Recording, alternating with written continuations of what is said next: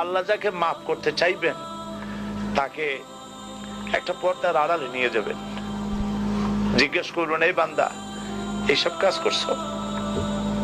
এখন আল্লাহ জিজ্ঞেস করতেছেন, সে তো ভয়তে অস্থির হয়ে যাবে, কেন্দে পাগল হয়ে যাবে, আল্লাহ করে ফেলছি, আমার মাফ করে দাও।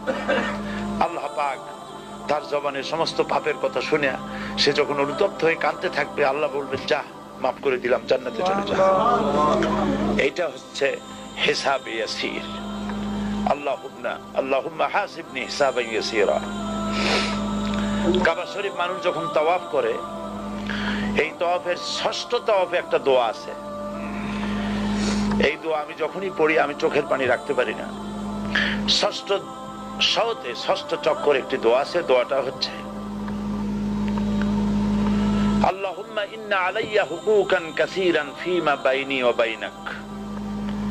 আয় আমার রব, তোমার সাথে আর আমার সাথে অনেক দেনা পাওনা আছে, আর তোমার বান্দাদের সাথেও আমার অনেক দেনা পাওনা আছে।